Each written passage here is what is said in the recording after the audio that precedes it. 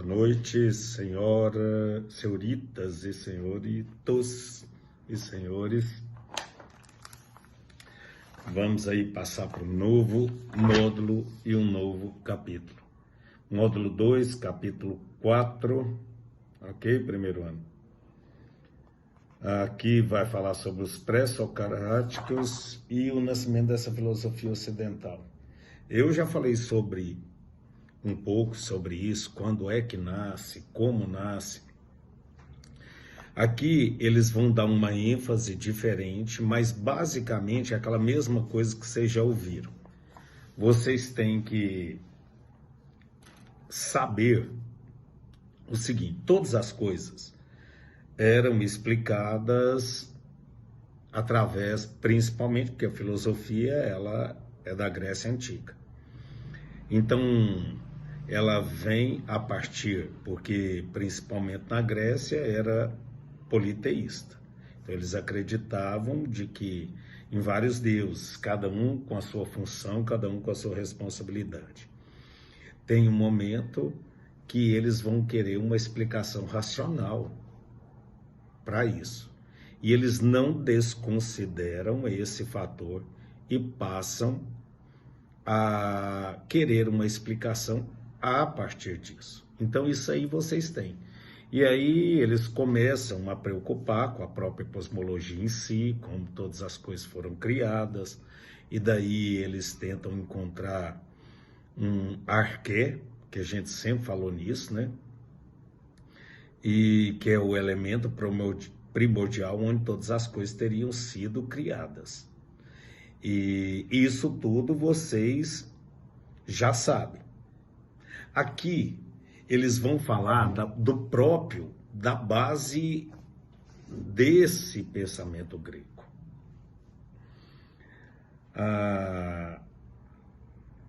Ele vai citar que é preciso esses pressupostos dos pensamento helênico, que é aquele helenismo, a mistura, tudo aquilo que vocês já conhecem. E aí, por quê? Por que eles pegam isso? Porque foi a partir daí que teve as misturas culturais e intelectuais. Ele pegava, admitia alguma coisa, e aí vai. Esse pensamento helênico, né? Que acabava, então, ditando isso essa cultura de um povo, de uma geração, né? E esses intelectuais. E aí ele coloca assim, ó: e são eles que dão base ao que será pensado e produzido intelectualmente.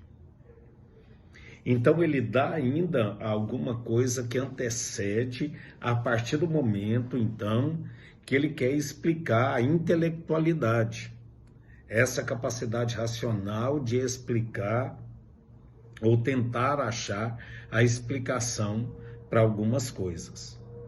Então ele começa desse pensamento helênico. Depois ele faz o seguinte: ele diz, os autores eles falam assim: esses pressupostos muitas vezes são tão fundamentais que passam despercebidos. Assim, para entender melhor por que os filósofos da Grécia Antiga pensavam o que pensavam, era necessário compreender primeiro as suas crenças, que já entra no que eu acabei de falar para vocês. Tudo isso de que a partir de que eles começam a criar. Para os gregos, para os antigos, né, gregos, o universo sempre existiu.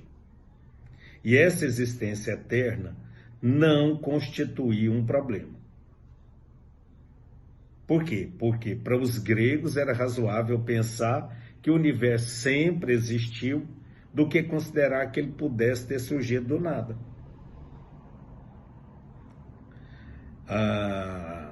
Então, tal pressuposto fundamental grego é diferente, por exemplo, do pensamento cristão, que introduz de que maneira?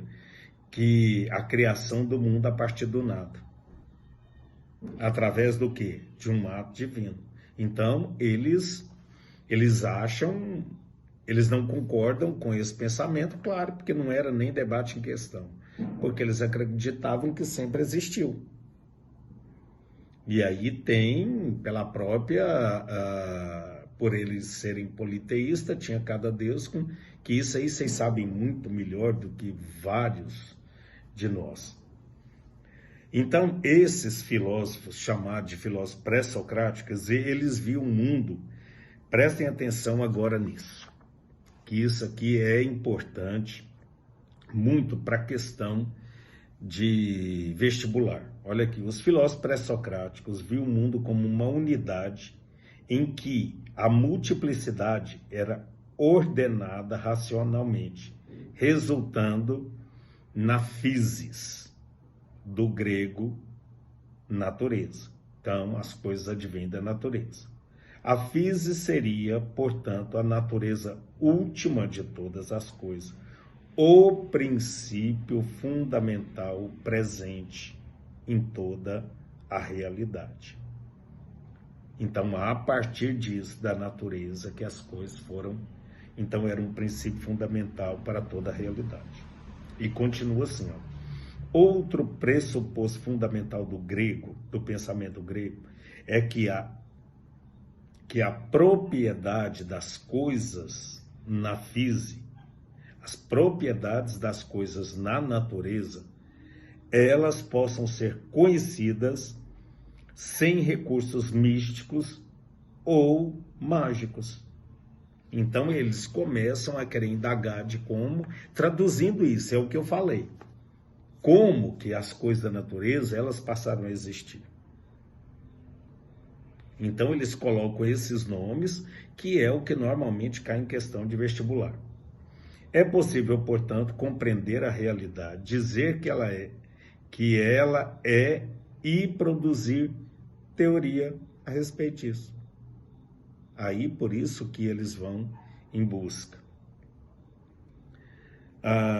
Tudo isso é possível porque o ser humano possui um meio de conhecimento dessa realidade, o logos, termo grego que significa como razão, discurso racional, causa, entre outros. Então eles enxergam a natureza, veem os seus componentes, querem saber como é que tudo isso foi criado. Como? A partir do quê? Desse pensamento racional. Então aqui ele coloca, então o logos é esse pensamento racional. O physis é a própria natureza, que são nomenclaturas que normalmente eles utilizam para falar desse momento da filosofia, ou da história da filosofia. Teoria, logos e physis formam-se a base do pensamento helênico, que ele fala lá no início do capítulo que eu acabei de ler. Então, resumindo, era aquilo que eu comecei a falar para vocês. Aí começa a falar por que eles resolvem, então, a partir do elemento primordial, que é arqué. Então, vamos aqui. Aí ele vai falar os pré-socráticos. Os filósofos pré-socráticos são assim chamados não apenas pela grande maioria deles viveu antes de Sócrates, mas porque o tema comum a todos eles era como a cosmologia, um ramo da filosofia que procura explicar a composição do universo, sua estrutura, evolução, a natureza e a realidade física. Então eles queriam saber como todas as coisas surgiram. Por esse motivo, Aristóteles os chama de físico. A partir de Sócrates, porém, a filosofia toma outra proporção, que vocês já viram. Deixam de se preocupar com essa physis, que era a própria natureza e a cosmologia, como tudo aconteceu, e passa a se preocupar, então, com a antropologia. Por quê? Porque o ser humano ele vai ocupar, então, o espaço, o centro das especulações.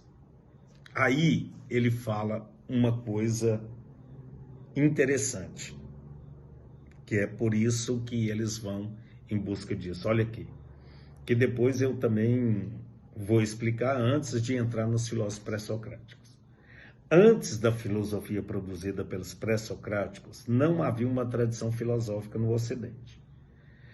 Com eles, assistimos ao florescimento da filosofia como exercício novo e desconhecido. A questão que inicialmente os animava e os colocava a filosofar era a questão do movimento. Então, por quê? Porque eles viam que as coisas deparavam com essas transformações que existiam constantes na natureza. E aí isso causa o quê? Um assombro, um espanto. Por isso que fala aqui também que a filosofia nasceu do espanto, do assombro. Porque quando eles viam esse dinamismo, esse acontecimento, essas mudanças, esse movimento que eles falam, eles então causam espanto e vão. Prestem atenção. Qual é a raiz da inquietação dos pré-socráticos? O que pode ter causado tanta estranheza a ponto de levar a filosofar? O que assombra os filósofos pré-socráticos é o movimento. Para os gregos, a palavra movimento tinha um sentido mais amplo para nós. Quais são eles? Movimento de um lugar para o outro, movimento de uma coisa se tornar em outra, ou seja, uma alteração, o movimento de geração, corrupção, morte de seres. Todos esses sentidos, principalmente os últimos, causam incerteza. Se as coisas mudam, o que elas realmente são? Se tudo muda, como poderia compreender algo? Se aponta para determinada coisa nesse segundo, mas no segundo seguinte ela muda, ainda se trata da mesma coisa? Se admitirmos conhecê-la, como é que compreendemos, uma vez que tudo parece ter mudado? E aí, se você pegar toda essa fala que os autores da FTD põem, você vai compreender tudo aquilo que eu sempre ensinei e está vendo a trajetória de todos os filósofos pré-socráticos, cada qual desenvolvendo a sua arqué, que é o elemento primordial, dessa maneira. Então isso aqui é a base do pensamento grego. Essa é a base, que pode ser explicada de uma maneira bem mais simples, assim como eu sempre tenho explicado para vocês. Acredito eu que não vamos ter nenhum problema, porque depois ele coloca assim, olha aqui, a princípio os gregos, não, deixa eu voltar aqui um pouquinho antes, para vocês verem que chega onde eu falei. Se alguns pares dos opostos, algo que é frio, quente, que novo, envelhece, aí você vai pensando em todos eles. Você pega de Tales até Zenão ou mais. Uma coisa envelhece, nenhuma das duas, tal, é essência. Aí põe assim, algo além delas, em suma. O que são as coisas de verdade? Em sua essência. Eis a pergunta que moveu os pré-socráticos. O que há de verdade nisso tudo? Qual o princípio de tudo?